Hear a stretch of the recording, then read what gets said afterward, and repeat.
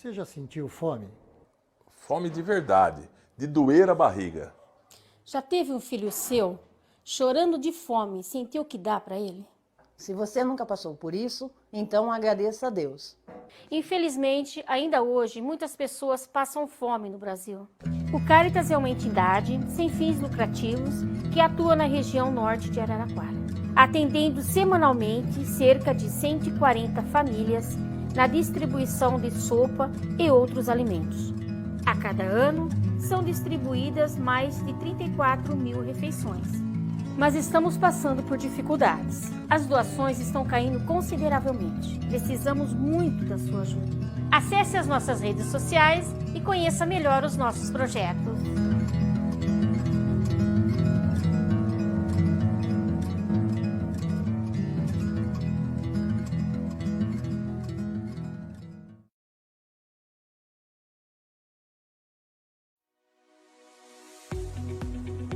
O projeto Casa de Jesus é parte da construção de um grande sonho. Nascido em dias difíceis do nosso país, o projeto visa auxiliar pessoas em situações de vulnerabilidade social e fortalecer a esperança de dias melhores, acalentando corações com muito amor, perpetuando respeito e confiança para o desenvolvimento da autonomia familiar e renda própria.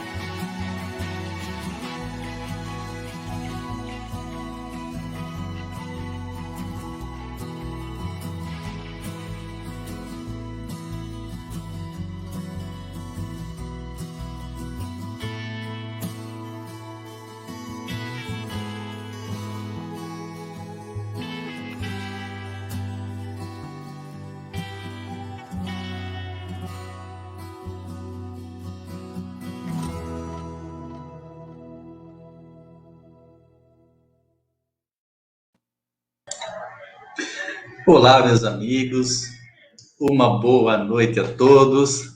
É uma alegria estar aqui com todos vocês.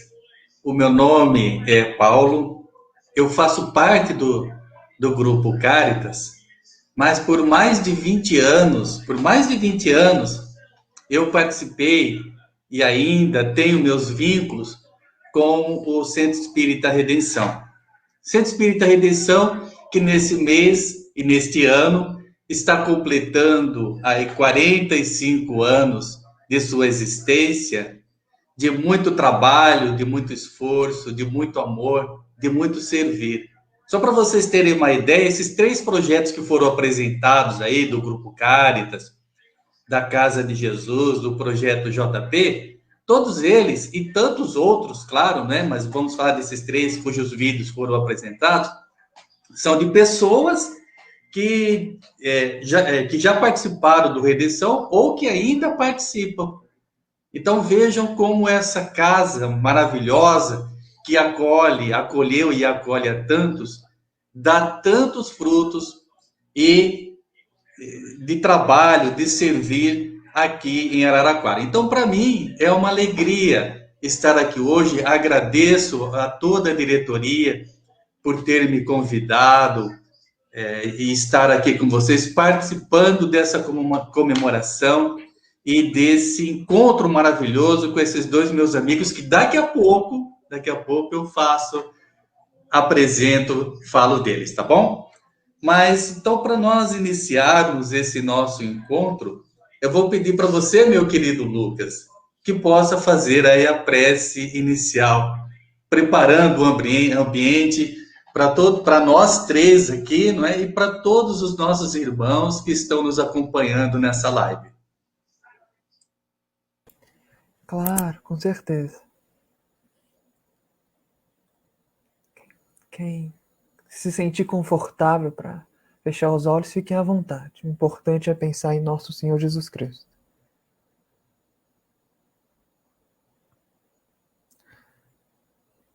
Deus, Pai dos que choram, Mãe dos aflitos, companheiro de todas as horas dos oprimidos,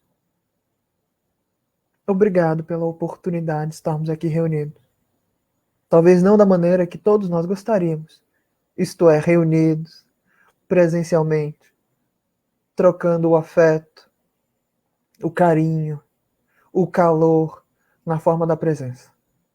Mas o Senhor nos consagra com essa santa oportunidade da reunião através das mídias digitais, separados por quilômetros e quilômetros, mas reunidos pelo coração.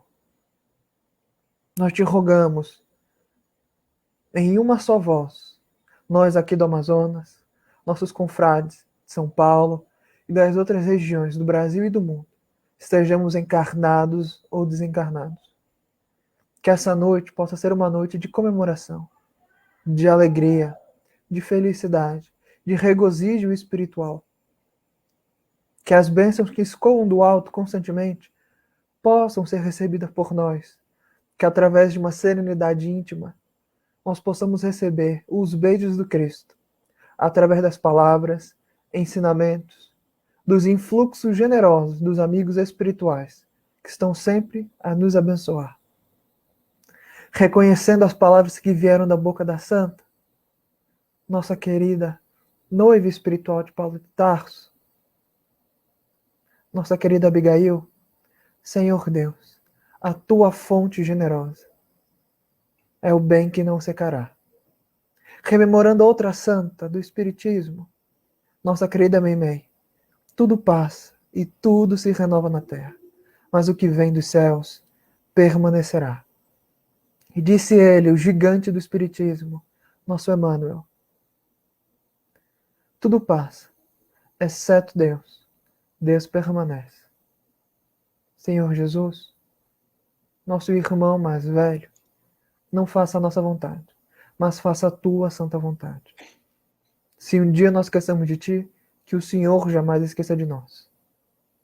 Que assim seja.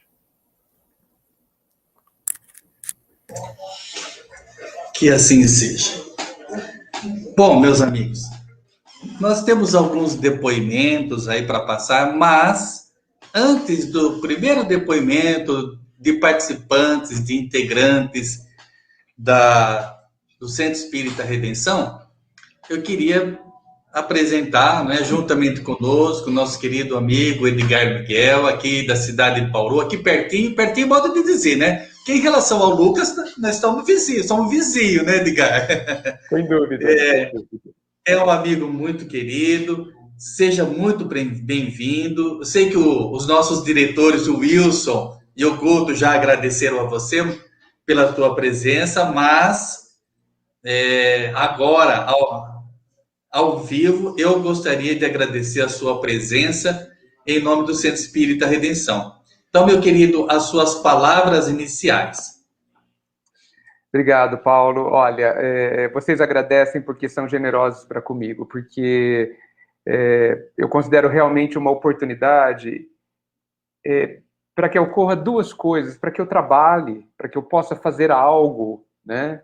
Para que eu tenha oportunidade de fazer algo com objetivo útil e para que eu possa aprender também, né? Porque indiscutivelmente, por menor que seja, a gente aprende sempre muito, nem que seja só se ouvindo, mas eu sei que hoje vai ser um aprendizado mais largo por conta da presença do Lucas e da presença das questões que vão ser colocadas para a gente hoje. Então eu agradeço sinceramente muito por este convite, que só me honra, eu realmente. Obrigado.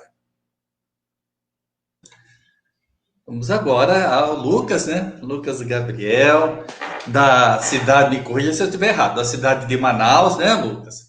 Que tanto emitimos vibrações no início do ano, pela situação vivida, que agora o nosso país está vivendo como um todo, né? Mas, meu querido Lucas, também em nome da diretoria, muito obrigado por você ter aceito o convite. Seja bem-vindo. E as suas palavras iniciais. Nós queremos agradecer acima de tudo, aqui na pessoa do nosso querido Paulinho, mas também os nossos queridos diretores, o Sim, o Guto, que estão nos bastidores coordenando a análise de hoje, pela oportunidade completamente merecida de poder compartilhar a tela com você, Paulinho, mais umas oportunidades. Se não me falha a memória, a primeira vez que eu estive aqui com vocês, você estava aqui conosco também. Também pela honra completamente merecida de compartilhar a tela desse que já chamei no privado e em público também, quando fiz referência a ele nas vezes que eu sou convidado perante a tribuna, nosso querido professor Edgar. É uma honra realmente poder estar compartilhando pela primeira vez e rogo que seja a primeira vez de muito. Confesso que não sinto da minha parte qualquer capacidade mais ou menos especial para ter a honra de estar aqui com vocês, comemorando o aniversário de vocês, enquanto nós temos tantos amigos e amigas aí da cercania de São Paulo, do estado e outros cantos do Brasil que podem colaborar com maior, vamos colocar assim, com maior sentimento e conhecimento da doutrina espírita do que nós. Mas, acima de tudo, a gente não pode se negar na ocasião de participar de uma festa de aniversário para poder comer bolo. Então, a gente fica muito feliz e roga, acima de tudo, a desculpa dos amigos e amigas por qualquer erro de nossa parte que a gente venha cometer aqui com relação à citação do Evangelho que a gente possa fazer, algum defeito com uma exegese de nossa parte também, da parte bíblica, mas, acima de tudo, para colaborar. Se nós pudéssemos pedir qualquer coisa a mais, que o nosso coração possa bater na mesma frequência, né? No mesmo ritmo, em uníssono com o coração de nosso Senhor Jesus Cristo. Muito obrigado novamente e boa noite a todos e todas aqui nos comentários já estão nos assistindo. É isso aí. Uma das coisas maravilhosas que a internet nos proporciona é podermos estarmos juntos, não é? Amigos de todas as partes do país, companheiros de jornada, de luta. Então, esse é o lado bom, é o lado gostoso que a internet tanto faz bem para nós, certo? Bom, antes de nós iniciarmos, então, falarmos do tema, nós vamos pedir para um dos nossos diretores, o Guto, que possa colocar aí o primeiro vídeo, que é da nossa companheira Roseli, uma companheira também de muitos anos de Centro Espírita Redenção, saudades dela. Vamos lá, Gutinho.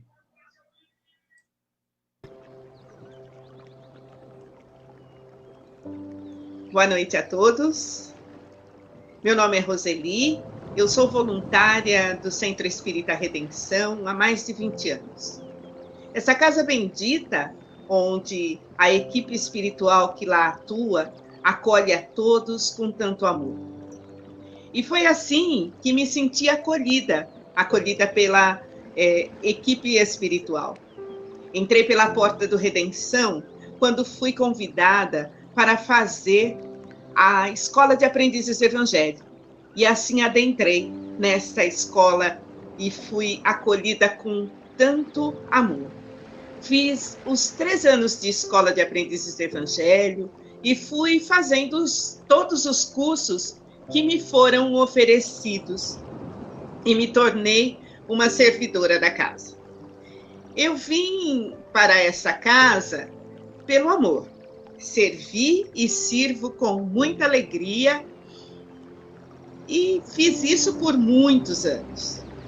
No momento em que tive uma dor infinita e não sabia se ia desencarnar ou não, fui acolhida pelos amigos espirituais e pelos amigos que encontrei ao longo desses anos servindo. Hoje continuo servindo nesta casa bendita, firme na minha caminhada espiritual, recebendo mais do que doando, porque sei que por mais que eu sirva na seara do Cristo, ainda é pouco por todas as graças que recebo. Gratidão infinita a essa casa bendita.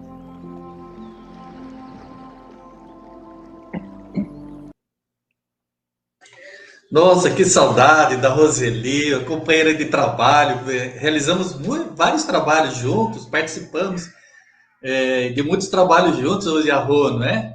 Rô, minha querida, um beijo no seu coração, saudade de você. Tenho certeza que em breve, assim que passar esse momento, nós vamos conseguir estar juntos novamente. Um grande abraço, um beijo para você. Bom, meus amigos, vamos lá. Então, o nosso tema hoje, isso também passa. E eu creio que esse tema foi trazido por conta de uma história que aconteceu, não é, com o Chico, e se vocês me permitem de contá-la, ela é rápida, mas ela é muito significativa, porque é ela quem vai dar o start para que nós possamos conversar sobre o tema, não é? Então, foi justamente num momento de muita dificuldade, de muita aflição, que o nosso querido Chico Xavier, Francisco Cândido Xavier, passava na sua caminhada. E ele pede, então, para que Emmanuel converse com a Maria, com a Mãe Santíssima, Maria de Nazaré, e pede uma orientação da Mãe Santíssima. E depois de alguns dias, segundo a história, Emmanuel volta, não é? E diz assim para Chico: Chico, pega o papel e lápis para anotar a orientação da Mãe Santíssima. E o Chico, obediente, humilde, acho que tudo que a gente puder falar de coisas boas para o Chico, faltaria palavras ainda, né? Mas amoroso, mais do que depressa, pega o papel, o lápis para anotar. Anota aí, Chico, diz Emmanuel. Isso também passa. Não é? E Chico, mas é só isso? É isso mesmo, Chico, é só isso. Anota aí. Isso também passa. Meus amigos, qual foi o momento que Chico pediu essa orientação para a Mãe Santíssima, que esperava algo assim maravilhoso, mas que veio tão simples e tão objetivo? Foi um momento de dor. Não é?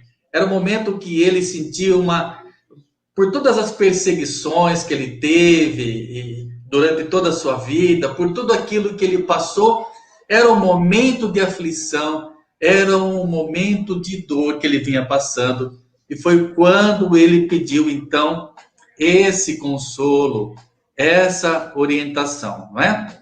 Então, eu gostaria de estar iniciando esse bate-papo com vocês, trocar essas ideias aí, justamente com essa, vamos assim dizer, essa questão que todos nós passamos aqui em nosso mundo de provas, ainda de provas e expiações, que é a dor, tá?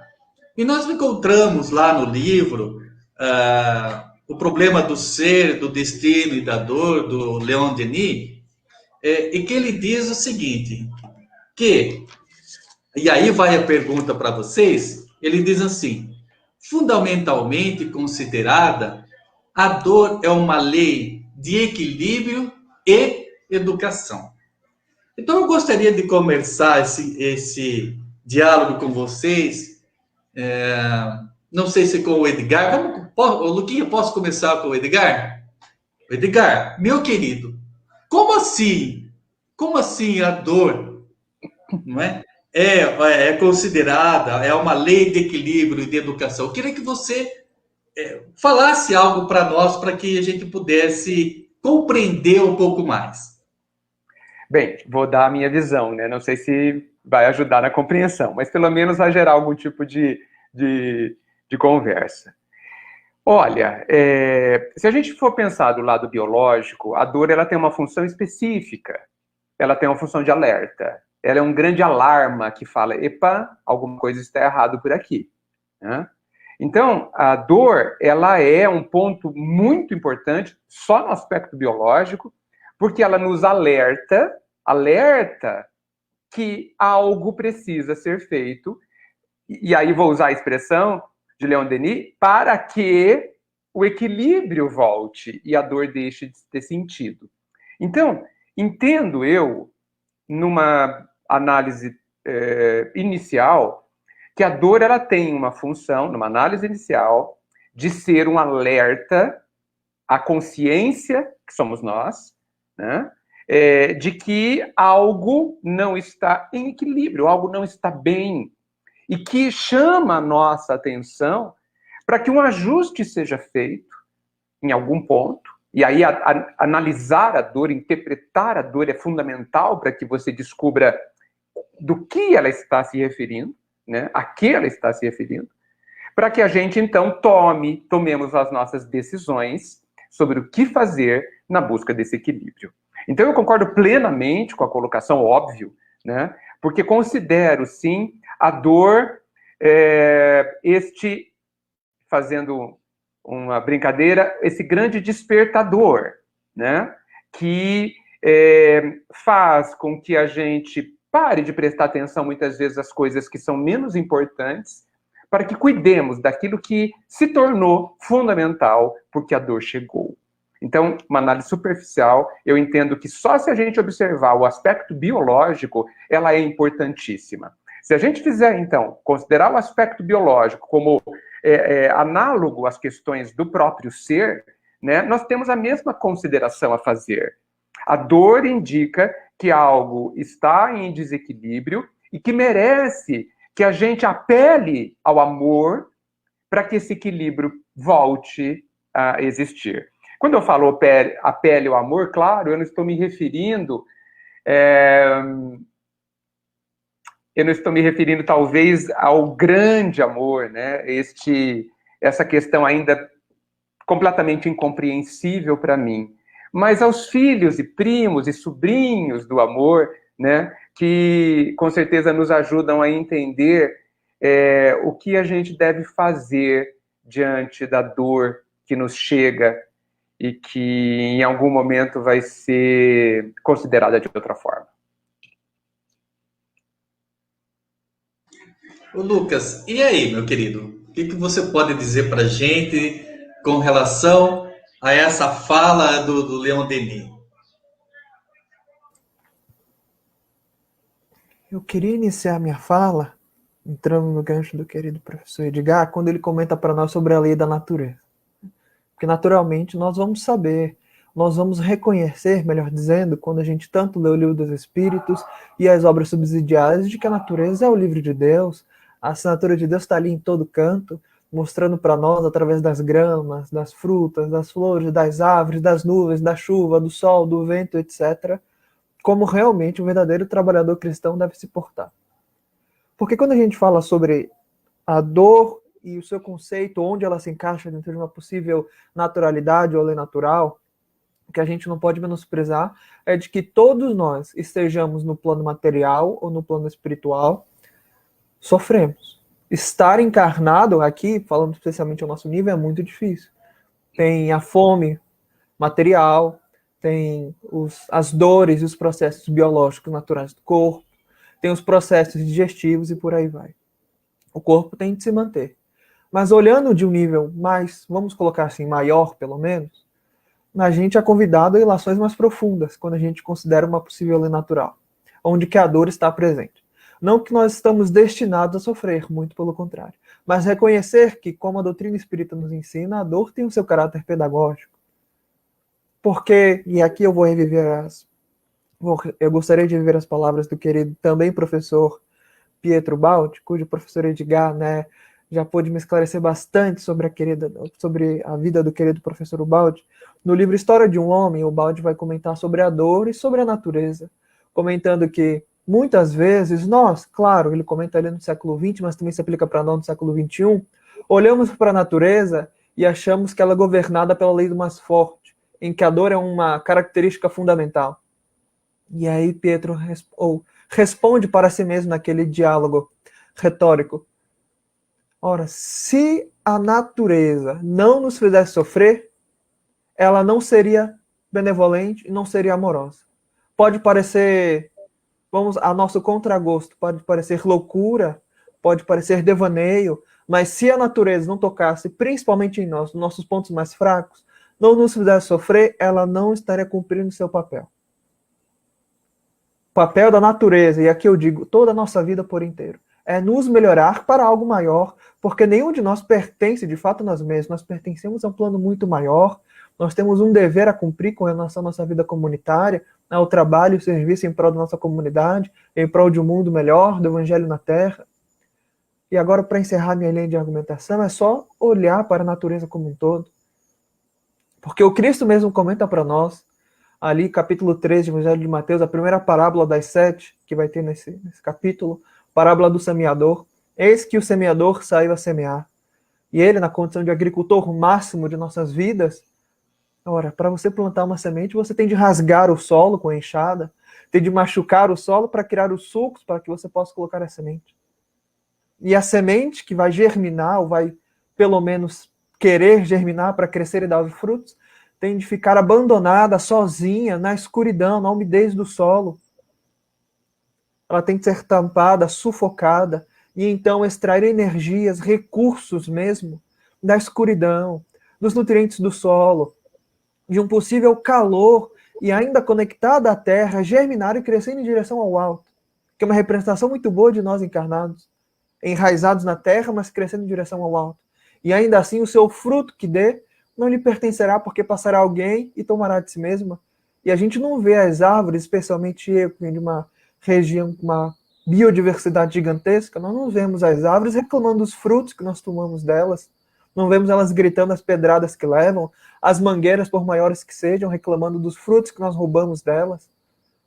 E até mesmo, por exemplo, o trigo, como Cristo tanto aludiu nos evangelhos, cresce de uma semente escondida no solo, depois da terra ser rasgada pela enxada, pelo ferramental, e o trigo é recolhido depois e arrancado ali daquela planta, depois tem que passar pelo moedor, o processador, tem que ser peneirado, processado para virar uma farinha, para constituir futuramente o pão que vai nos alimentar. A natureza inteira é um exemplo de disciplina que dá para todos nós, e eu digo nós seres humanos e o restante da natureza como um todo, nessa lição de disciplina e maturidade. Então, nesse ponto, nenhum de nós pode duvidar o caráter pedagógico que a dor dá. Vamos lembrar, por exemplo, o que se tornaria o minério se não fosse o calor da fornalha, o que seria a argila se não fosse as mãos do oleiro lhe deformando, entre aspas, o formato original.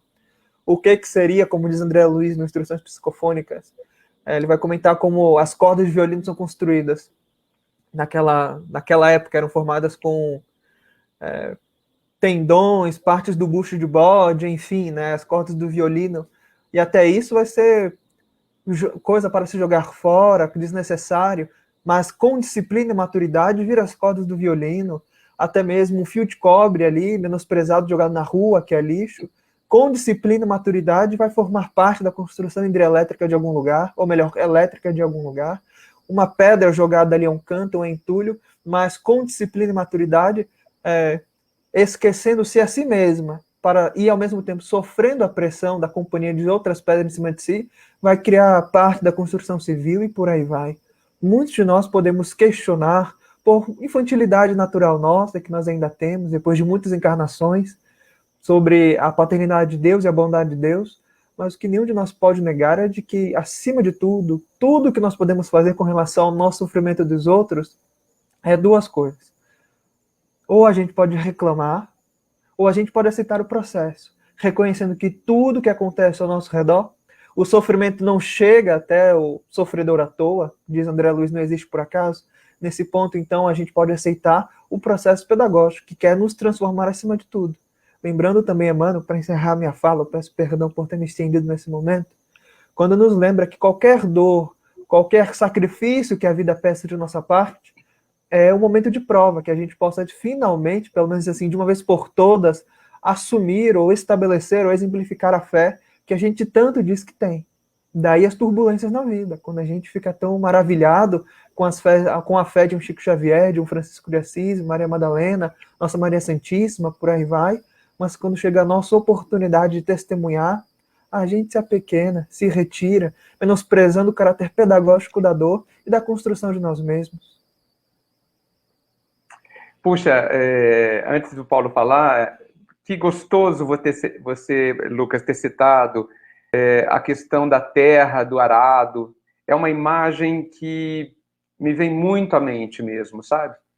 E o arado, como você disse, ele vem expor a grandeza fértil que está ali no fundo, né? No fundo de nós mesmos, né? No final das contas. E você sabe que quando eu fico pensando na necessidade de autoconhecimento, de me conhecer, E quando eu vasculho o meu íntimo, a busca de algo que eu não tenha visto, e certamente não vi quase nada, né? Eu sinto realmente que essa pesquisa, muitas vezes só intelectual, ela é falha, ela é superficial.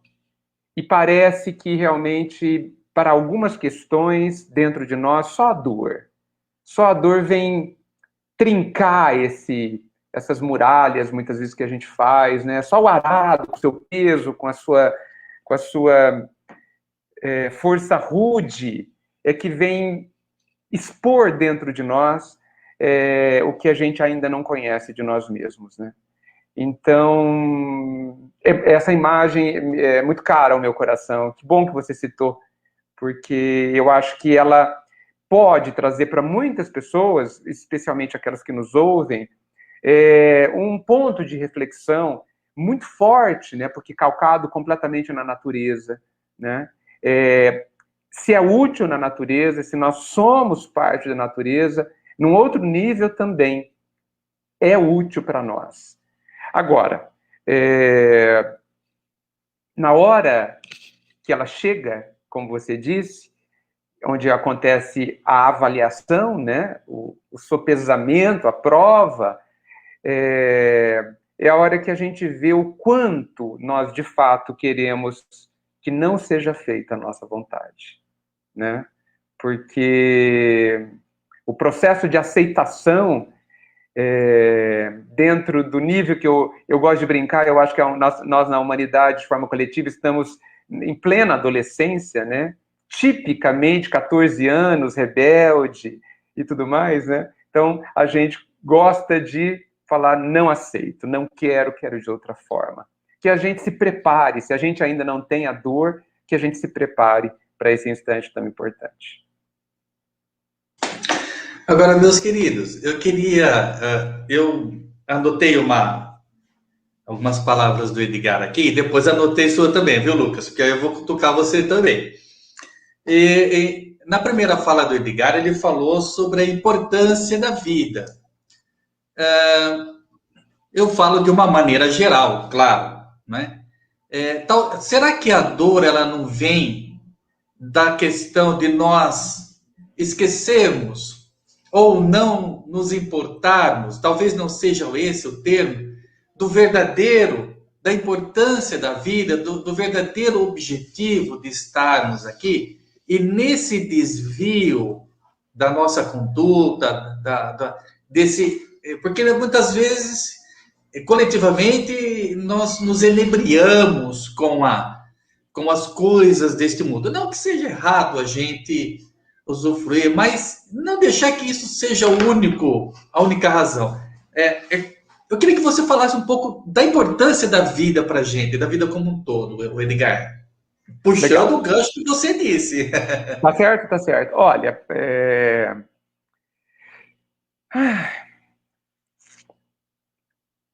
eu penso que nos falta, de forma geral, e aí generalizando, uma aproximação profunda, uma integração até do conceito de imortalidade, especialmente para nós encarnados. A imortalidade, como sendo um dos princípios do cristianismo e também do espiritismo, eu penso que ela é ou pouco compreendida ou completamente ignorada. Porque nós estruturamos a nossa vida pensando que a nossa vida, e aí eu estou falando com V maiúsculo, é esta existência. E esse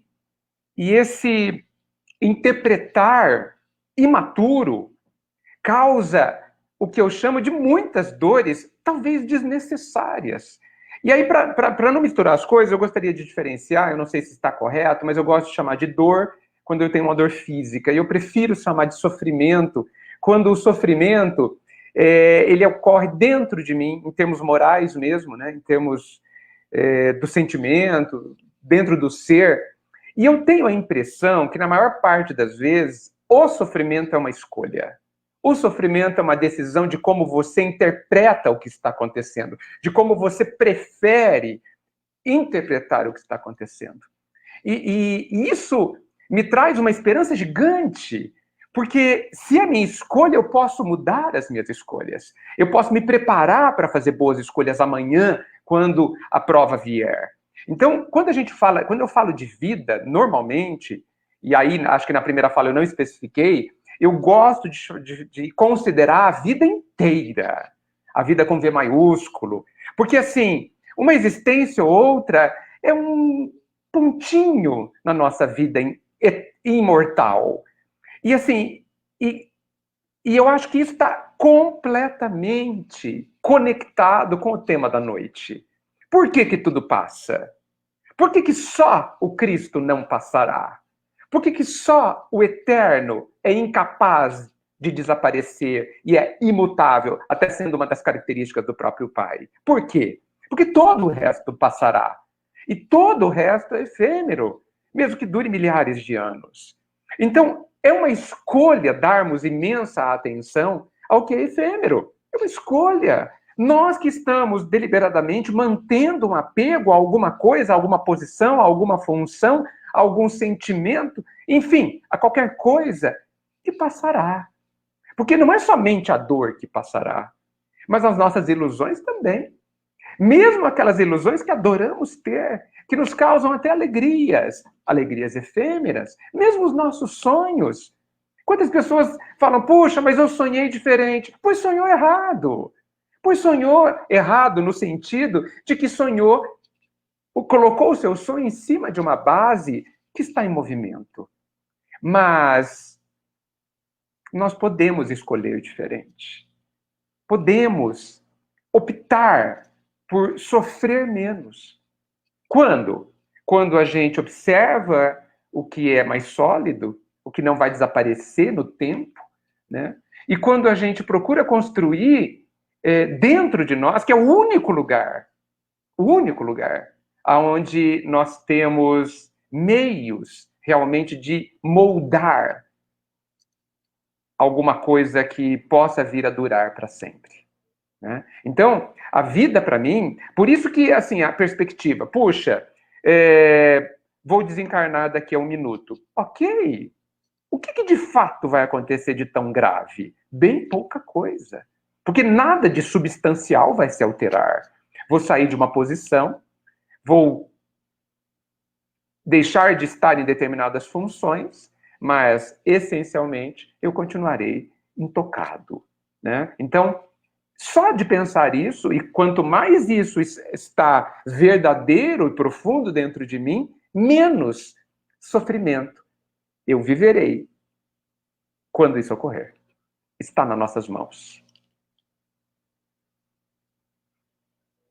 Lucas, se você quiser complementar, perdão, não é isso que eu quis dizer, mas ou discordar, ou comentar sobre o que sobre a pergunta que a gente fez e sobre o que o nosso companheiro Edgar falou, fique à vontade. Eu gostaria apenas de relembrar 2 falas separadas. Uma é do Chico e Emmanuel no Pinga Fogo, 1º de julho de 71. Ele está falando sobre a reencarnação. E aí, Chico vai comentar o seguinte: de que nós precisamos tirar da nossa cabeça essa ideia de um Deus punitivo, vingativo. E ele diz, Emmanuel, que está do seu lado, diz nosso Emmanuel que a dor é uma criação nossa, é uma invenção nossa. Se Deus quisesse a dor, não teria nos dado o anestésico através da medicina.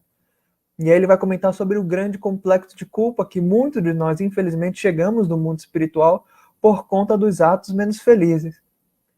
Mas, considerando também, na hora que o nosso querido Edgar comentou sobre a importância de valorizar a eternidade, não uma encarnação ou outra, lembrando, né, o Livro dos Espíritos, a vida de um homem encarnado, né, comparado a um piscar de um relâmpago em comparação à eternidade, me lembrei na hora do diálogo de Nosso Senhor Jesus Cristo com Emmanuel, na época Publio Lentulus, ali capítulo 5, primeira parte do Há 2000 anos, em que ele encontra com Jesus, senador romano, nosso Emmanuel, orgulhoso, a púrpura de Roma falava sempre mais alto, e aí vê Jesus pela primeira vez, cai de joelho, começa a chorar, não entende o que está acontecendo, narra Emmanuel, né, naquelas lembranças, aqueles olhos que pouquíssimas vezes choraram ali, debulhando uma cachoeira, e Jesus olha com aquele olhar magnético para Públio Lentulus e comenta, né, soa para o teu espírito agora, um minuto glorioso, está no teu querer me seguir agora ou daqui a milênios.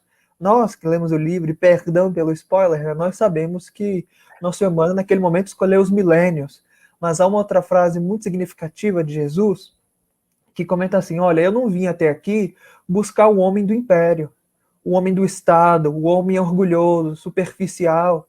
Ele fala, esse homem que somente os séculos de sofrimento podem caminhar até o regaço de meu Pai. Esse homem não vim buscar. Porque nem eu posso pegar. Nem eu posso levar para um caminho, só o sofrimento. É uma coisa que eu sempre gosto de lembrar. Cristo, os amigos espirituais, a providência divina como um todo,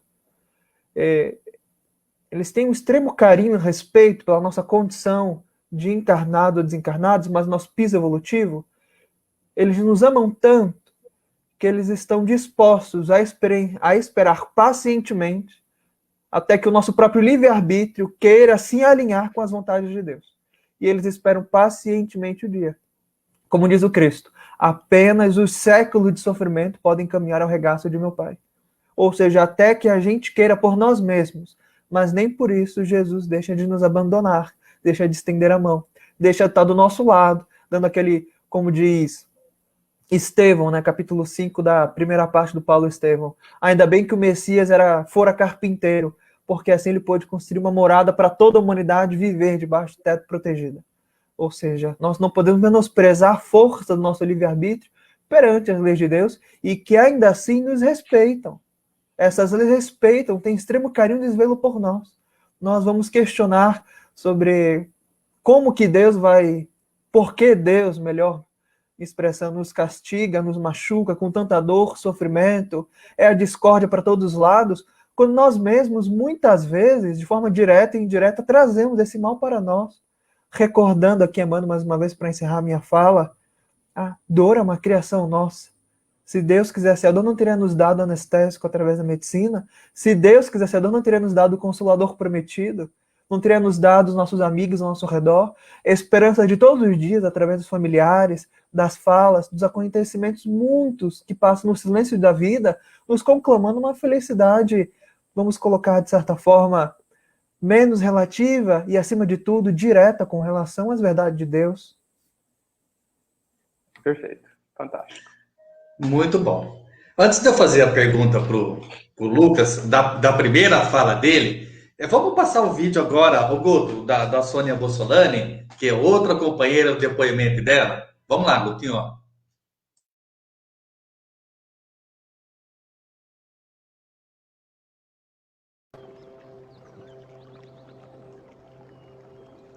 Olá, queridos amigos, conhecidos e não conhecidos.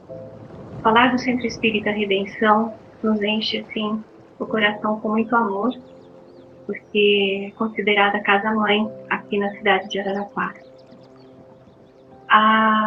Eu entrei na Escola de Aprendizes do Evangelho em 1990, com a 12ª turma. E algo que traz muita recordação era o fato de, além da turma ser muito numerosa, cerca de 100, passava às vezes de 100 alunos, nós tínhamos um convite constante para o trabalho. Então, aos sábados, nossa escola era de sábado, podia esperar. A partir do 2º ano dessa bendita escola de aprendizes, todo sábado tinha alguém nos convidando, porque as casas tinham sido iniciadas há poucos anos. Precisava ali estabelecer base, né, de trabalho nessas casas novas que foram surgindo na nossa regional aqui de Araraquara. E um casal que me chamava muita atenção era a dona Janete e o Dr. Washington. Então, quando eles chegavam, a gente já sabia que era convite. E não tinha como negar. Era uma turma tão boa que a maioria se dispôs a estar trabalhando numa dessas casas. A princípio, eu fui no Núcleo Assistencial Bezerra de Menezes, na evangelização infantil, e pouco tempo depois, através de um outro convite, eu fui no Centro Espírita Assistencial Paulo de Tarso. Então, estou lá há quase 30 anos, né? Porque a gente vai se identificando muito com a energia da casa. E a primeira turma fundadora do Paulo de Tarso, ela já estava saindo. Eles implantaram, né, e foram fazer outras atividades e foram surgindo outras pessoas devagar. E o nosso propósito ali era formar trabalhadores do bairro, porque nós morávamos mais distantes. E acredito que nesses 30 anos conseguimos formar, né, trabalhadores do bairro, um grupo extremamente comprometido, extremamente amoroso, né? Então, quando eu cheguei, a dona Luísa Nassi já estava lá, e ali nós permanecemos, né? E dessa turma fundadora ficou conosco um bom tempo a dona Maria Romano. Eu gosto de citá-la porque era exemplo de trabalho. Então, o que mais me marcou nessa época era como as pessoas arregatavam as mangas e trabalhavam, não importa como. Não importa, supriam qualquer dificuldade para chegarem nas casas que estavam iniciando. E nós fomos trabalhando, adquirindo mais 2 terrenos. Hoje nós temos uma construção grande. O seu Ângelo até brincava que dava até para fazer um lar-escola lá, né, no Paulo de Tarso. E essa ideia ainda não foi concretizada, mas também não está abandonada. E quanto trabalho, quanto a luta, tanto na parte material, mas principalmente na espiritual, que é o que trata o programa da Aliança Espírita Evangélica. E eu tenho que ligar isso tudo à figura do seu Ângelo. E no ano 2000, eu fui trabalhar no Lar Redenção e fiquei assim muito mais próxima, né, dessa pessoa que eu considero um verdadeiro bandeirante do Espiritismo. Eles nomeiam Caibaixútil como bandeirante e eu nomeio o seu Ângelo também, porque bandeirante não é um só, né? E vi a figura dele, aquela figura robusta fisicamente, o quanto ele era desbravador. Quantas casas ele ajudou a fundar na nossa cidade. E uma obra maravilhosa para somar, né, a Casa dos Espíritas, que é o Lar Escola Redenção, que hoje conta com 3 unidades. Então eu sempre acrescento, quem conhece alguma instituição que tem filial, instituição filantrópica que tem filial. Então nós temos mais 2 unidades fora a sede. Então essa figura do seu Ângelo é algo assim que me emociona, não só no sentido de ter convivido mais próxima dele, mas o legado principal que eu vejo da figura dele é o trabalho, é a força pelo trabalho. E tem muitas histórias que nós poderíamos estar relembrando, né? Mas, por exemplo, quando ele teve um problema na próstata, teve que fazer radioterapia, ele marcava o meio-dia, porque ele era o primeiro a chegar nas instituições para trabalhar. Ele passava pelas 3, trabalhava na marcenaria. Ao meio-dia ele ia fazer a radioterapia e por volta da 1 ele estava de volta para o trabalho.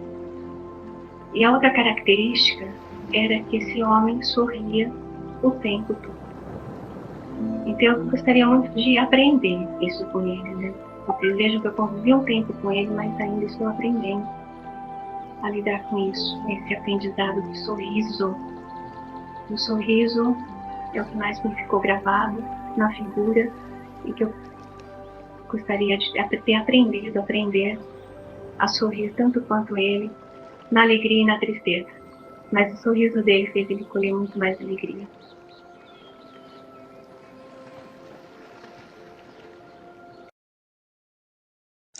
Seu Ângelo, figura maravilhosa, não é? Claro que com outros colaboradores, mas é o fundador do Centro Espírita Redenção e, como a Soninha falou, de outras casas daqui de Araraquara, ligadas à Aliança, é um batalhador, não é? Já está no mundo espiritual, mas tenho certeza de que onde ele está, ele olha por todas as casas e apoia e ampara todos os trabalhos, né? Pessoa magnífica. Bom, Luquinha, vamos lá. Você falou no início, na primeira fala sua, de um determinado momento que eu anotei uma fala, de cumprir o nosso papel. Você estava falando em determinado momento, você falou assim, olha, do cumprimento do nosso papel.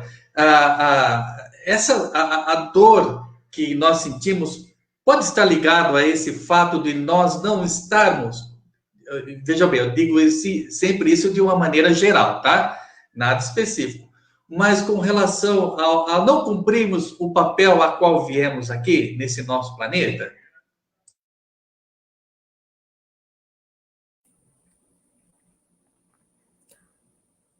É necessário que nós lembremos que há muitas formas de sofrimento.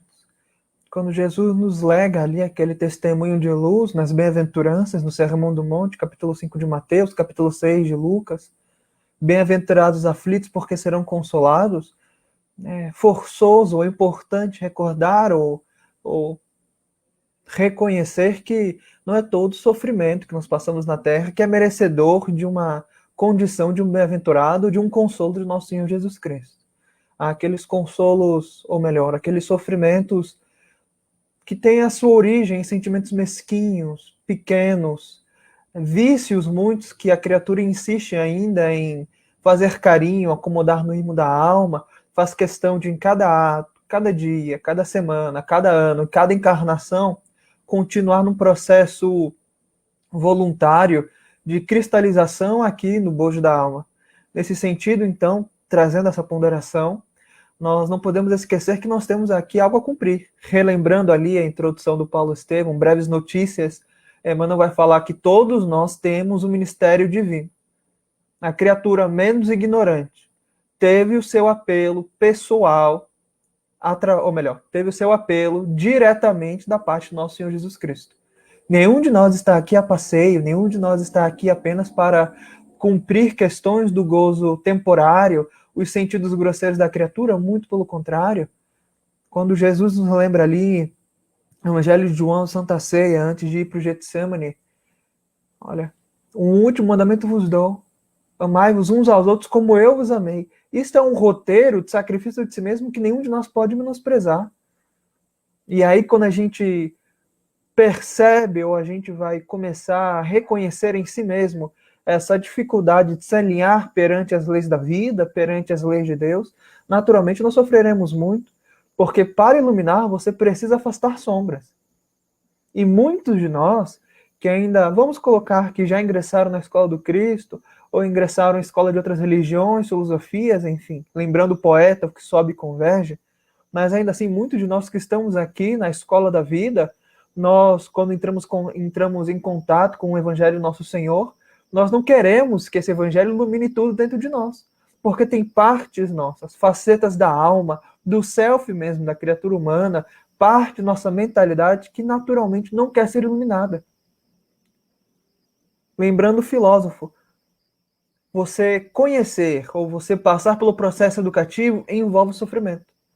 Porque envolve, no mínimo, você reformular ou reconhecer alguma coisa que achava correto e não é. Ou entrar em contato com algo que você não conhecia. No mínimo, é você destruir uma parte sua que não faz sentido mais existir. Nesse ponto, não podemos esquecer também que o Cristo, criatura perfeita que esteve conosco presencialmente, vamos colocar melhor, fisicamente há 2000 anos, sofreu.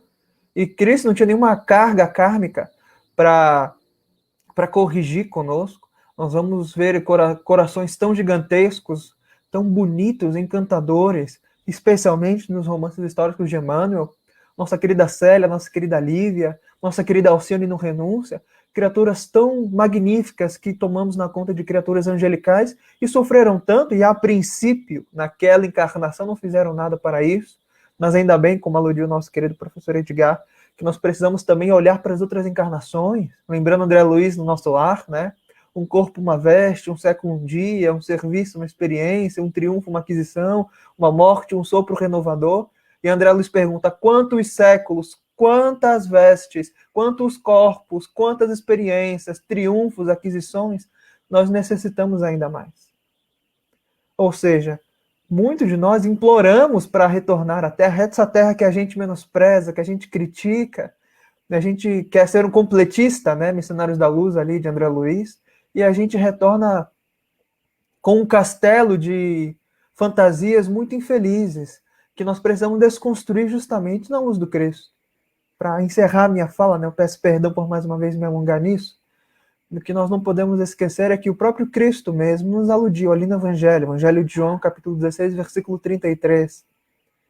No mundo tereis aflições, mas tem de bom ânimo, eu venci o mundo. Nenhum de nós pode esperar aqui na Terra justamente o contrário. Não há um texto canônico, oficial, ou nem na própria doutrina espírita, não há um texto, uma frase que dizem que pertence ao Cristo, que diz, no momento que você, como de nossos irmãos evangélicos, com seu linguajar, a aceitar o Cristo como seu Salvador, se tornar cristão, servir ao Cristo, assumir esse papel como trabalhador da última hora, nenhum texto oficial diz que você automaticamente receberá bonanças materiais, não terá problema nenhum, nenhuma dor de cabeça, por menor que seja, muito pelo contrário. Basta olhar a vida dos primeiros cristãos ali, há 2.000 anos atrás, o quanto que eles amaram Cristo, o quanto que sofreram na terra, por amor ao Cordeiro. De fato, para encerrar minha fala, renúncia, primeira parte, capítulo 1, diálogo de Alcine com seu mentor espiritual. E aí ela está pedindo para reencarnar na Terra, e o seu querido Antênio vai dizer, olha, Alcine, você pode reencarnar, tudo bem, eu permito que você reencarne. Mas você não pode esquecer, a criatura na Terra está lutando pelo privilégio de caminhar lado a lado com Cristo. O privilégio. E ela, que já estava numa condição de espírito muito feliz, de luz, a Antênio faz questão de apontar outro detalhe importantíssimo. Porque, claro, ela naquela condição de luz, e a luz ilumina, incomoda muitas criaturas que não querem ser iluminadas, como nós aludimos ainda há pouco. Ele diz, olha, não pode haver acordo entre a virtude e o pecado. O servidor do Cristo é algo de Deus e do Cristo que a massa comum não compreende e não perdoa. Ou seja, nenhum de nós que abraça o serviço à luz pode menosprezar consequentemente, seja por parte nossa em outras vidas, ou nessas vidas mesmo, de forças que nós desconhecemos, que querem nos afastar do serviço do trabalho. Nós não podemos menosprezar também que as dores que vêm na forma de provas, não somente de castigo punitivo, numa visão muito infeliz que a gente possa ter com relação à vida. Há também o sofrimento natural que se faz para construir o músculo da caridade, da fraternidade, porque nós preferimos exercitar outros músculos, do orgulho, da vaidade, da luxúria e por aí vai. O que a gente tem de fazer agora é ter muita esperança acima de tudo. Trouxe para nós o Cristo. Paulo de Tarso ali, 1 Coríntios, capítulo 1, versículo 23. Nós aludimos um Messias que é crucificado, que para os judeus é loucura, ou melhor, para os judeus é questão de... Me fugiu agora a palavra, infelizmente. Ou melhor, para os judeus é escândalo e para os gentios é loucura. Mas para aqueles que foram salvos, isto é, para aqueles que conheceram a Cristo, que têm o convite e oportunidade de se renovar, esse Cristo crucificado que sofreu na terra, relega um caminho e, como diz Paulo, é a força para todos aqueles que foram salvos. É a força de Deus. Edgar, meu querido, se você quiser também comentar, antes que a gente passe a ter mais uma pergunta, por favor.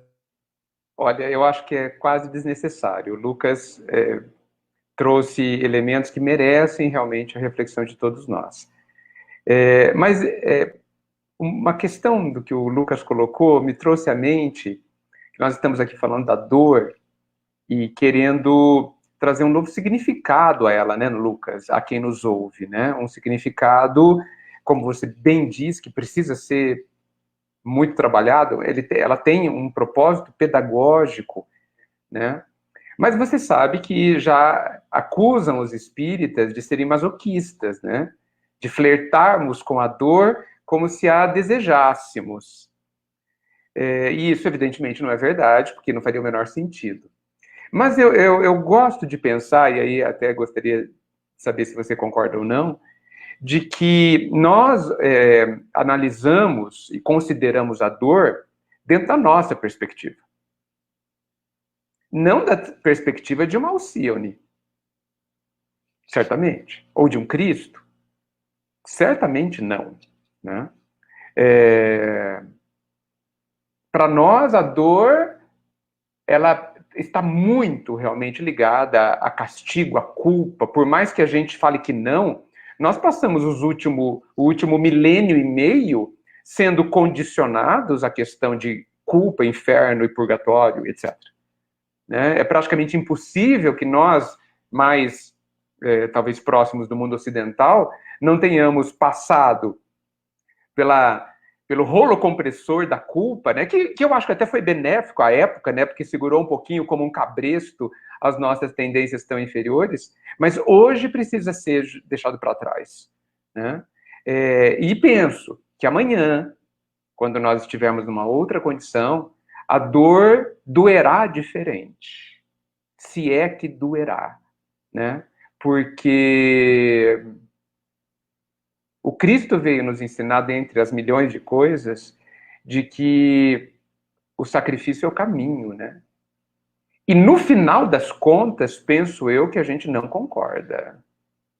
Quando eu digo no final das contas, é na hora do vamos ver, né? Na hora da vivência, né? A gente fala aqui em quatro paredes, tranquilo, sereno, tal, a gente fala porque acreditamos ser verdadeiro. Concordamos, é lógico, faz sentido, etc. Mas na hora, algo dentro de nós rejeita ainda, né? Chegaremos lá. Essa condição inferior também passará, com certeza. Maravilha, meus queridos, maravilha.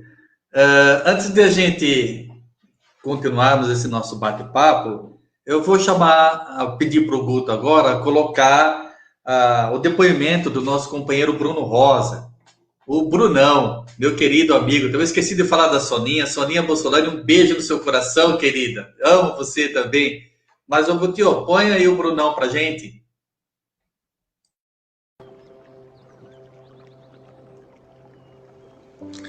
Fui convidado para falar um pouco de como redenção cruzou a minha vida, né? Na verdade, eu sempre fui espírita, né? Nasci em berço espírita, mas num certo momento da minha vida, tudo desabou. Minha vida estava totalmente bagunçada, não sabia o que fazer. E apesar de ser espírita, mas não frequentando, né? Eu, para chegar na minha casa, eu passava sempre ali na Avenida 21, né? Em frente ao Centro Espírita. E nesse pico, né? Onde minha vida estava mais confusa possível e não sabia o que fazer, eu vi lá a faixa, né? Escrito o convite para a Escola de Aprendizes, que estava começando naquele mês de julho de 1998.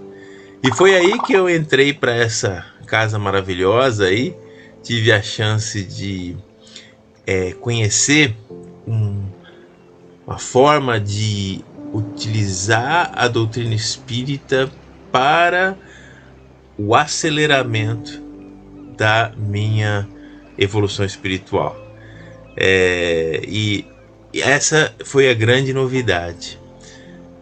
Naquela turma encontrei amigos, encontrei apoio, encontrei principalmente a estrutura que eu precisava para compreender melhor tudo que aconteceu ao meu redor, né? Não bastava ter o conhecimento, era preciso ter sabedoria, né, para aplicar ele. E foi assim, a minha dirigente, a Samira, na época, foi essa condutora para o meu conhecimento mais profundo. Eu agradeço a espiritualidade que mostrou para mim esse caminho, né? Essa oportunidade, colocou aquela faixa na frente, fez eu olhar de dentro do carro, né, para aquela faixa e me inscrever naquela turma da Escola de Aprendizes. E desde então despertou em mim essa verdadeira esse talento, né, para estar utilizando a doutrina espírita em meu benefício, no sentido de crescimento espiritual, e ajudar também as outras pessoas como expositor de aulas, como dirigente de escola, todo um talento latente, né, que estava lá dentro e que precisou desse despertar. Então eu posso dizer que o Redenção foi esse despertar nessa minha encarnação, que eu sou muito grato.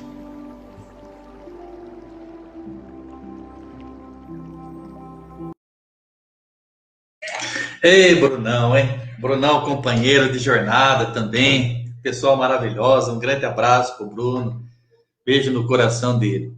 Meus amigos, é inquestionável a importância da doutrina espírita em nossas vidas. É inquestionável. E nós vamos encontrar algumas orientações de Kardec lá no Evangelho segundo o Espiritismo, mais especificamente no capítulo 19, do convite que ele faz para nós sobre a fé. E Kardec ele vai fazer uma diferenciação, a fé, eu queria que vocês trouxessem a fé com relação aos momentos de dores que o quão importante é a fé nos momentos de dor que a gente vive, tá? Então, Kardec vem falar para a gente, lá no item 6, né, a fé religiosa, condição da fé inabalável, vem falar da fé raciocinada. E eu queria começar com o Lucas. Lucas, eu vou jogar você na fogueira aí, meu querido. Eu queria que você trouxesse para a gente, falasse um pouquinho o que significa essa fé raciocinada, como interpretar, como trabalhar essa fé em nós, queridão.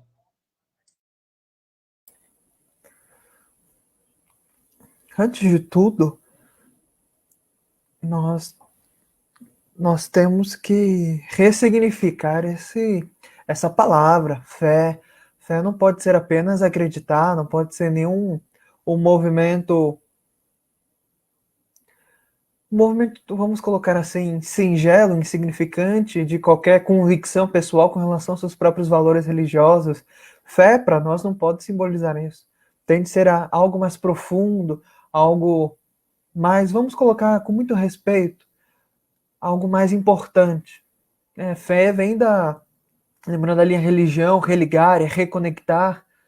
Tudo aquilo que nós fazemos nesse ponto de vista com relação a expor a nossa fé, viver uma vida com fé, isto é, também religiosa, deveria ser, acima de tudo, para reforçar e continuar simbolizando a nossa própria fidelidade a Deus, né? Lembrando também do latim, fidelis, fidelidade.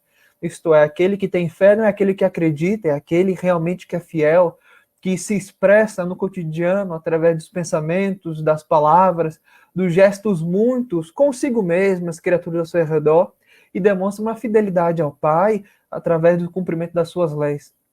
Relembrando Paulo de Tarso ali na carta aos Romanos, né? Se não me falha a memória, Romanos capítulo 1, versículo 17, quando ele comenta assim que o justo viverá pela fé. E Emmanuel, comentando esse texto, ele vai ter um texto ali se não me falha a memória, é o Caminho, Verdade e Vida. Eu ia falar Fonte Viva, mas é o Caminho, Verdade e Vida, capítulo 23. Emmanuel vai comentar de que muitos de nós, olhando para essa frase, né, o justo viverá pela fé, ainda mais nós, espíritas, queremos pegar essa frase e conceber muitas maneiras de ter uma vida com fé, uma vida religiosa também. Emmanuel vai comentar que, infelizmente, essa frase ela foi deturpada ou foi mal interpretada por muitos séculos, né? O justo viverá pela fé. E ele vai comentar que muitas vezes você vai ver, de fato, aquele que se diz, ou melhor, as criaturas que vão assumir um papel de sacerdote, adentrando ao templo, harmonizando outras criaturas, respeitando símbolos, estudiosos muitos da palavra do Evangelho, do Antigo Testamento também, ou de outros textos sagrados, enfim. Mas ele comenta que nem sempre a gente vai ver o bom ritualista com relação também ao bom homem. Não é isso que quer dizer, não é apenas vestir uma toga religiosa, ou aqui no seio da doutrina espírita falar palavras bonitas, tentando ter uma dicção mais ou menos boa, palavras de efeito, muito pelo contrário. Emmanuel vai comentar que justamente tudo que nós podemos conceber com relação a essa frase, que a gente não esqueça de que é necessário sermos criaturas de Deus. Antes de sermos criaturas, entre aspas, com fé ou criaturas religiosas. Ele vai mais fundo. Quando Paulo diz, o justo viverá pela fé, ele está principalmente querendo dizer que o justo será sempre fiel. Né? Eu nunca esqueci desse texto por causa dessa palavra.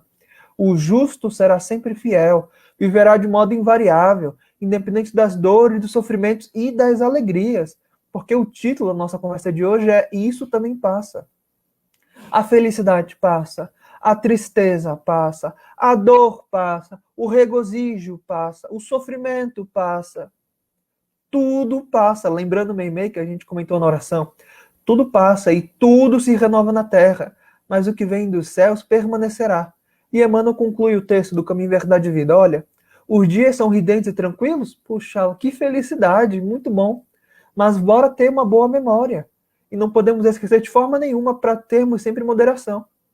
E ele comenta, são escuros e tristes, como a gente pode considerar quando a gente não tem, vamos colocar também nessa forma muito simbólica, quando a gente não tem fé, a gente pode considerar que os dias são escuros e tristes. Ele comenta, confiemos em Deus, sem cuja permissão a tempestade não cairia sobre nós. Sem cuja permissão a tempestade não cairia sobre nós. E ele comenta, veio o abandono do mundo, abandona-te em Deus. Para que a gente não esqueça esses valores, justamente.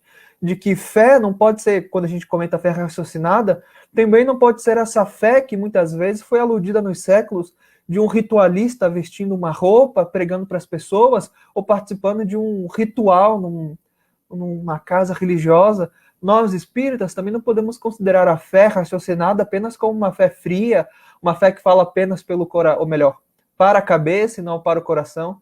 É justamente por termos uma fé fria, lógica, que nós em muitas encarnações nos tornamos mendigos do Evangelho, nos tornamos aqui transviados do bom comportamento, ou nós nos tornamos, como diz Emmanuel, náufragos, ou melhor, São Francisco de Assis, náufragos em muitas encarnações, porque a gente quer ter essa fé fria, somente racional, desconhecendo ou menosprezando que uma fé raciocinada é uma fé vivente, que ilumina, que aquece, que consola. Porque é consolador prometido, não é consolador bem inteligente ou detentor de uma inteligência mais ou menos grande, muito pelo contrário. Há criaturas com uma fé tão raciocinada que fazem questão de secar a lágrima dos outros, abraçar em tempos de luto, ou nem falam absolutamente nada, só escutam. Nesse sentido, nós não podemos esquecer as palavras de Nossa Santinha Alcília no Renúncia, capítulo 3, segunda parte. A mensagem do Cristo tem de ser conhecida, meditada, sentida e vivida. Nós já conhecemos, nós já meditamos, nós estamos tentando viver, mas é imprescindível que a gente reconheça que a fé raciocinada é uma fé que você sente, que faz sentido, e que, acima de tudo, faz essa propulsão para o espírito conseguir plasmar na matéria esses bons atos. Perdão por ter me esvarido de novo aqui no tempo. Imagina, querido. Você estava falando, eu comecei a pensar. Fique tranquilo. Edgar, meu querido, suas considerações, claro. Eu acho que o Lucas não precisa pedir perdão quando ele fala. Bem, eu praticamente não tenho nada a acrescentar ao que o Lucas disse. Mas muitos de nós, e talvez eu me inclua, sabe, Lucas, diante da justeza, vamos chamar assim, do que você disse, fico me perguntando como ser fiel a Deus. Porque a gente não pode esquecer que nós estamos, assim, generalizando numa condição distante de uma fé plena, eu nem vou dizer a plena, de uma fé grande. Né? Talvez tenhamos uma fé como uma vela no meio da tempestade, né? Que se apaga ao primeiro vento, a hora que a dor bate o pé no chão, assim, a gente já sai correndo, né? E não consegue ser fiel. O que a gente pode dizer, Lucas, para todos aqueles, onde eu me incluo, que muitas vezes não sabem como ir na direção dessa fé que confia, porque confia tanto que consegue ser fiel. Como? O que a gente pode dizer sobre isso, para que todos nós nos sintamos auxiliados a isso? Você tem alguma dica? Nós somos criaturas voláteis. Nós somos criaturas imperfeitas. Muitos de nós, naturalmente, queremos, como a gente diz, ter uma fé gigantesca, colossal, de um Chico Xavier, de um Francisco de Assis, de uma Joana de Cusa, que morreu ali devorada pela fogueira, de uma Maria Santíssima. Mas é que muitos de nós não faz questão da fé silenciosa de todos os dias, rememorando ali Joana de Ângeles. Nós queremos viver angelitude sem passar pela naturalidade da humanidade. Nós batemos palmas quando vemos um gigante, quando vemos alguém falar tão bonito, mas é porque a gente gosta muito mais, chama muito mais atenção esses exemplos gigantes de fé que, infelizmente, nós somos ensinados a menosprezar os pequenos atos, simbólicos, silenciosos, despretensiosos. É importantíssimo, como disse ali no próprio Livro dos Espíritos, rememorando o filósofo do passado, conhece-te a ti mesmo. Isso significa, tem uma fé vacilante? Ok. Simão Pedro tinha uma fé vacilante também. Mas, Chico Xavier Lucas, ali... Perdão, pode falar. Desculpe te interromper. Mas e quando e quando a gente gosta dessas ilusões? E quando a gente está apegado a essa coisa que passa? O que fazer?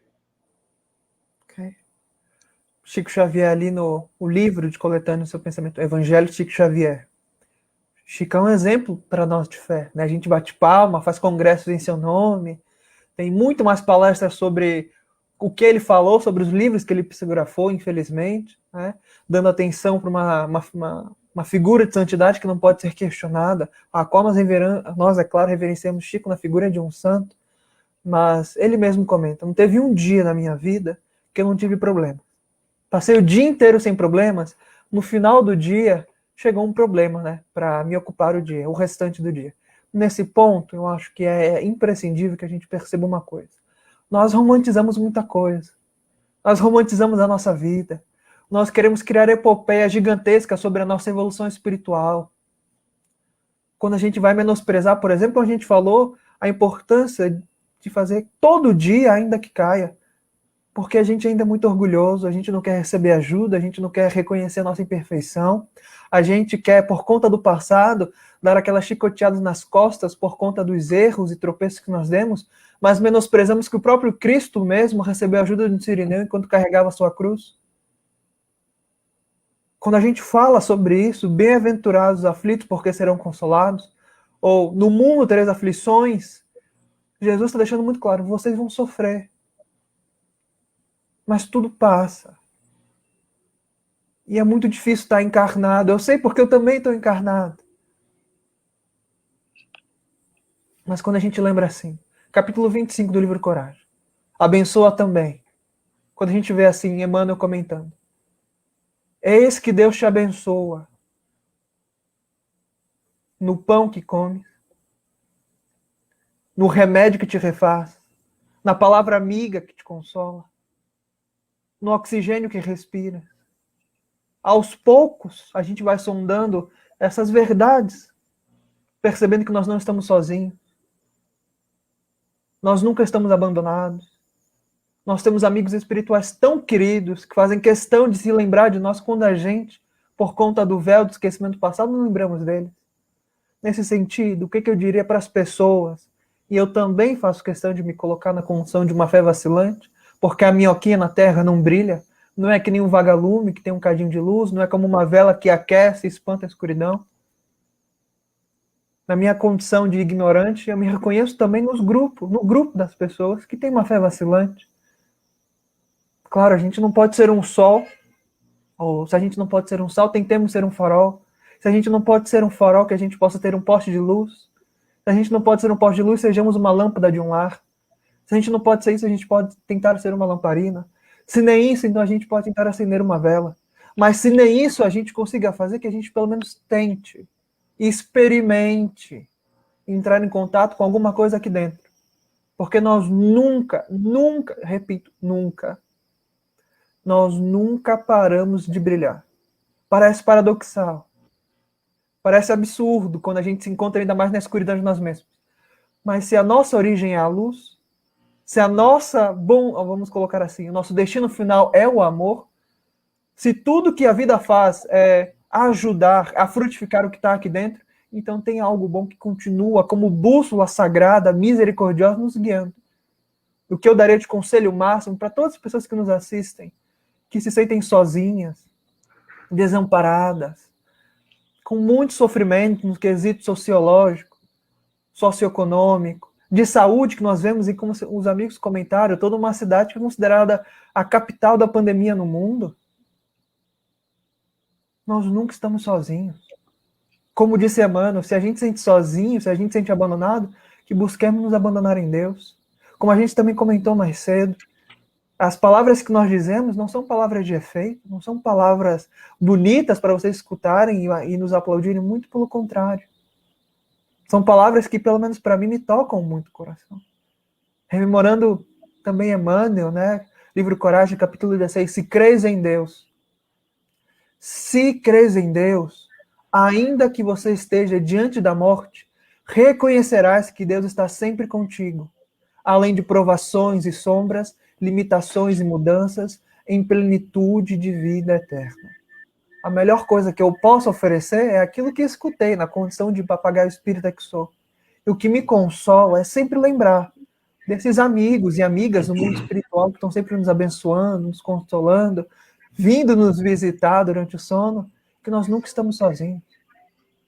Como disse também nosso querido Chico, a gente não pode voltar atrás, fazer um novo começo, mas a gente pode trabalhar desde já para fazer um novo fim.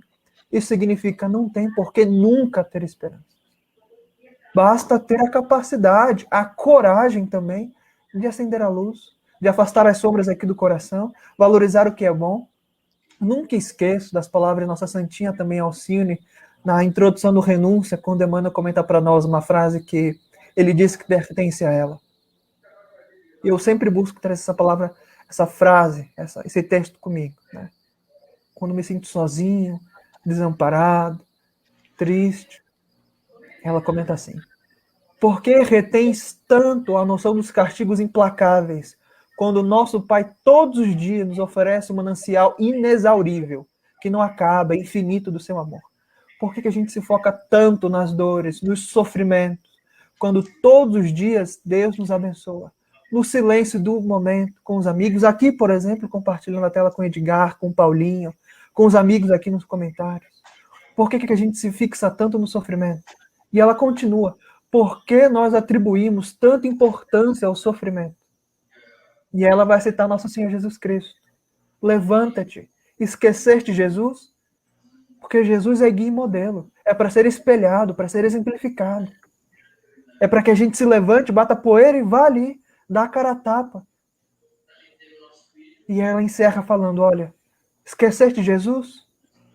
Já que o Mestre sofreu por todos nós sem culpa, onde é que nós nos colocamos? Onde é que nós estamos? Que nós não sintamos o prazer de trabalhar por amor ao seu nome. Trabalhar de qualquer forma. Quando nós falamos, né, que os espíritas têm uma paixão muito grande com relação ao sofrimento, com relação às dores, que eles fazem questão de, em cada texto, palavra, Emmanuel, tadinho, coitado, misericórdia, né, é tomado por muitos, infelizmente, na conta de um masoquista. É porque a criatura humana encarnada sofre. Sofre porque quer sem perceber, sofre porque busca o sofrimento, sofre porque menospreza as bênçãos, sofre porque menospreza a oportunidade de elevação, sofre porque gosta de sofrer. Valoriza muito mais o sofrimento do que o próprio amor do Pai.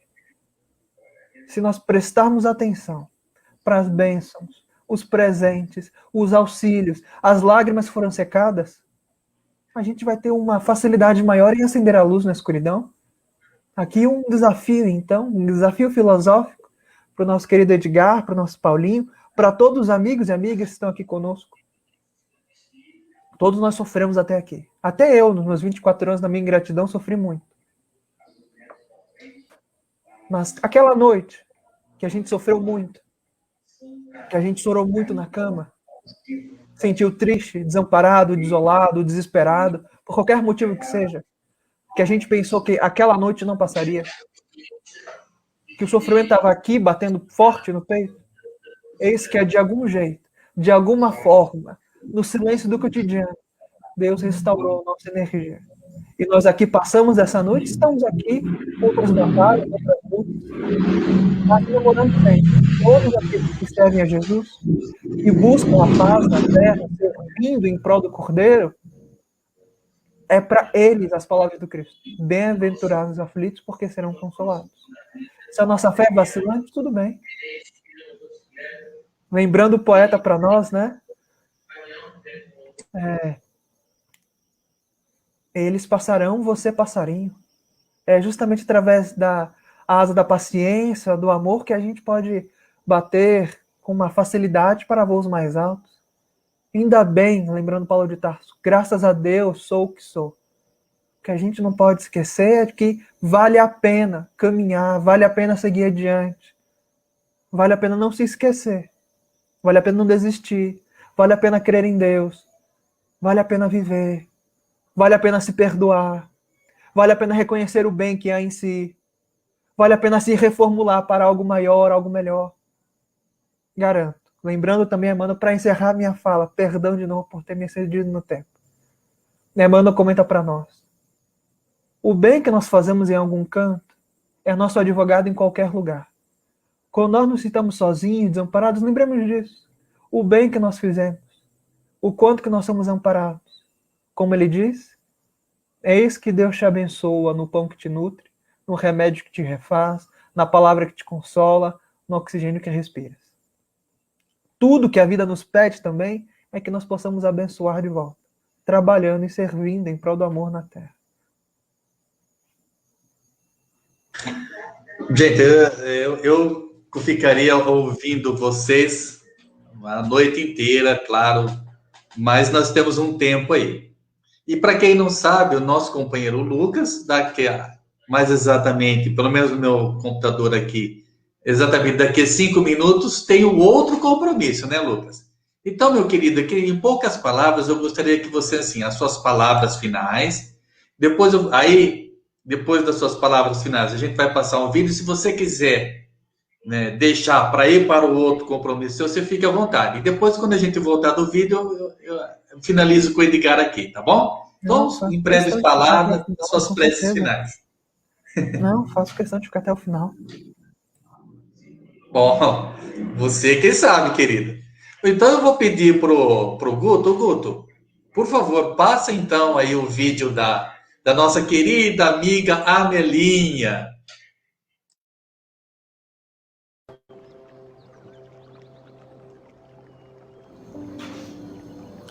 Olá, amigos. Hoje é um momento muito especial, né? Um momento de nós falarmos da nossa casa, o Centro Espírita Redenção. O meu primeiro contato com o Centro Espírita Redenção foi tipo assim, amor à primeira vista. Eu fui levar meus filhos na evangelização infantil. Naquela época o André era de colo e a Ângela levava assim pela mão, era pequenininha também. Isso faz mais de 30 anos, né?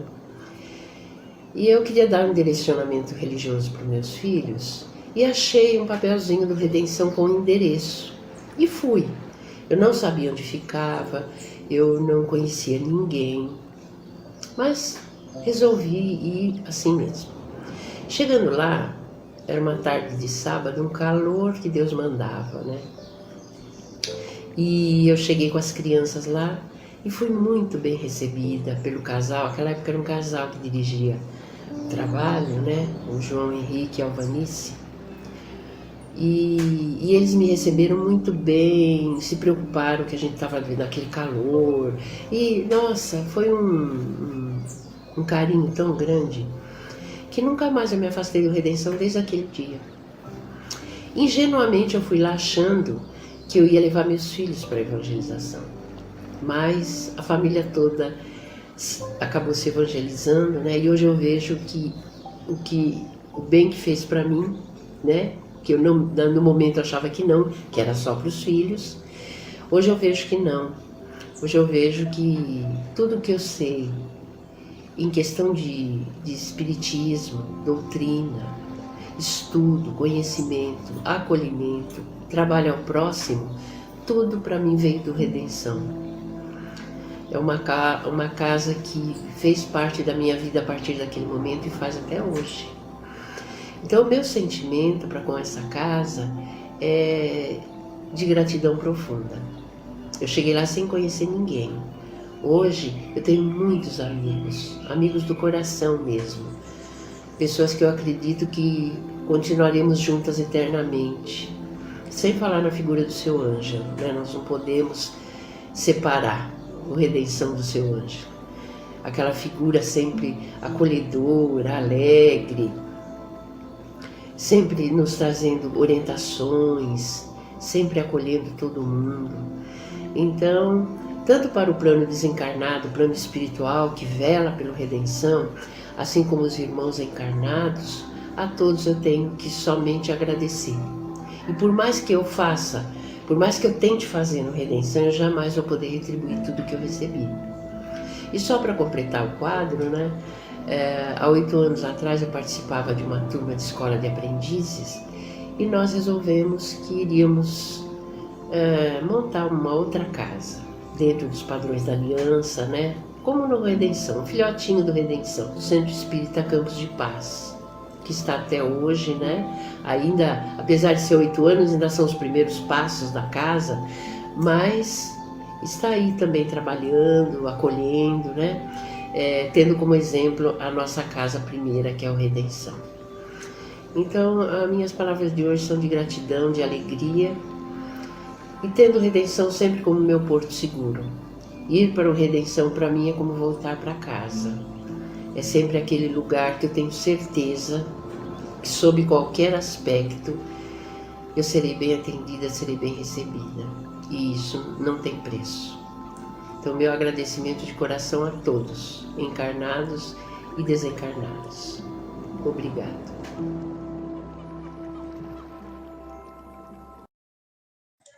E maravilha, a Melinha, seu Antônio, o esposo dela, um grande abraço, um beijo no coração deles. Fantástico. Meus queridos amigos, nós temos que encerrar, claro, o tempo passa, não é? Os compromissos, eles se seguem, não é, Lucas, não é, Edgar?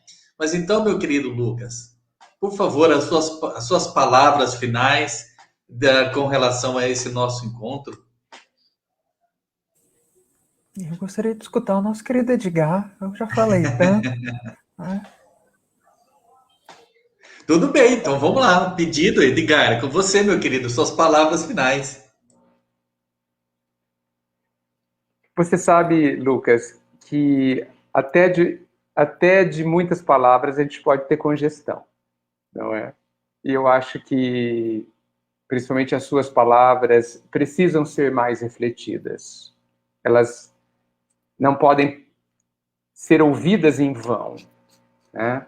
As referências que você nos trouxe, o link que você fez em relação a todas as questões, podem esclarecer a muitos de nós. Então, eu acho que talvez seja suficiente. Eu não sinto que eu preciso acrescentar nada, né? E nós já tivemos hoje todos os elementos necessários para que a gente viva com muito menos sofrimento. Muito, né? Por quê? Porque entendo que não há sofrimento que resista à esperança e à convicção de quem somos nós. Lembrando aí que Lucas nos disse que somos luzes. De quem é o Pai? E como é que ele funciona, como é que ele age, os requintes de amor que ele tem por todos nós. Se a gente só pegar esses pontos, né, que foram tão bem colocados, nós já temos os elementos necessários para a gente viver de uma forma muito melhor. Que no final das contas é o que nós estamos fazendo aqui, nesta noite, né? Tudo passará, inclusive as felicidadezinhas pequenas que a gente tem por aqui, pequenas porque a gente as faz pequenas, não é? Mas até a nossa condição passará. Claro que com esforço, claro que fruto das nossas decisões. Mas a gente realmente precisa considerar mais o que é, afinal de contas, o amor do Pai por nós. Né? O que ele... Infinito, incompreensível, né? Portanto, para nós. Mas nós já fomos informados de tudo que nós precisamos ser informados sobre isso. Então, eu apenas peço que a gente, todos nós aqui, eu, Paulo, Wilson, Guto, todos que nos ouvem, e evidentemente também Lucas, que a gente reflita muito sobre o que ouvimos hoje. Porque até quem diz também ouviu. Precisamos disso. Porque não podemos ir para a próxima palestra, para o próximo livro, para o próximo texto, para a próxima consideração, senão isso que nós ouvimos vai ser em vão. Não podemos. Então, não tenho nada a acrescentar. Tudo já foi dito. Muito bem dito. Oh, meu querido, que isso. Lucas, então, suas palavras finais, por favor.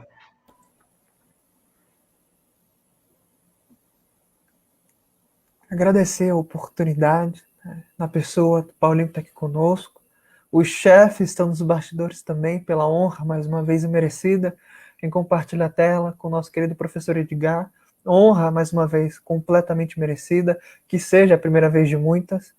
E, bem, hoje é uma data natalícia de vocês, é o aniversário da casa, 45 anos. Não posso esquecer de lembrar ali o Salmo 45, onde o salmista diz assim, o versículo 1 do Salmos 45, né? O meu coração ele ferve com as palavras boas. Falo do que eu tenho feito no tocante ao Rei. É o que eu desejo para todos vocês, nossos amigos do Redenção, que continuem com esse coração tão bonito, tão puro, espargindo luz e com palavras tão boas, amigas e gentis, espalhando luz e, consequentemente, afastando muitas sombras.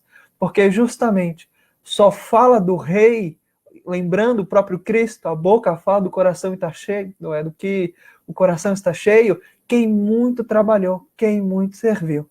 Rogo as bênçãos do alto, nosso Senhor Jesus Cristo, que abençoe a todos os amigos e amigas aqui nos comentários, nossos queridos amigos do Redenção, Paulinho, Wilsinho, Guto, nosso querido professor Edgar, que acima de tudo, meus amigos, possamos permanecer firmes e fortes no Evangelho. Muita paz, muita luz. Mais uma vez, muito obrigado pela oportunidade hoje de estar com vocês. Nosso Senhor nos abençoe hoje e sempre. Muito obrigado. Sou eu, mais uma vez, em nome da diretoria, que agradeço a vocês dois. Como eu disse, nós ficaríamos a noite inteira ouvindo vocês, não é? Que é fantástico, que são maravilhosos. Muito obrigado por ter compartilhado comigo esse momento, não é? Eu vou pedir para o nosso companheiro Guto para colocar aqui os próximos estudos do Centro Espírita Redenção. E depois o Edgar Miguel vai fazer a nossa prece de encerramento. Temos aí, então, amanhã, às 20 horas, o estudo do livro Boa Nova, que é o capítulo 7, a Fidelidade a Deus, com o Geraldo Campetti de Brasília e o nosso querido Eliandro Astorino aqui de Araraquara, amigo nosso, tá certo? Então não deixe de assistir das 20 às 21h30 com a apresentação do Wilson e do Guto, os nossos diretores que estão atrás das câmeras aí, E coloca o próximo slide no próximo domingo, tá certo, gente? No dia 21, também às 19 horas, mais uma live como essa que nós estamos encerrando hoje. O tema é a primeira carta de Paulo a Timóteo, com a presença do nosso queridíssimo Tato Save, da Carol Oliveira, que é das Meninas Espíritas, e também do nosso querido amigo Bruno Oliveira, tá? Então, esses são os nossos próximos estudos, promovidos pelo Centro Espírita Redenção. Edgar, meu querido, por favor, faça sua prece de encerramento. Gostaria de agradecer a todos que estão nos acompanhando. Que Jesus abençoe a todos. Edgar, por favor, querido. Obrigado, gente. Vamos, então, nos interiorizar um tanto,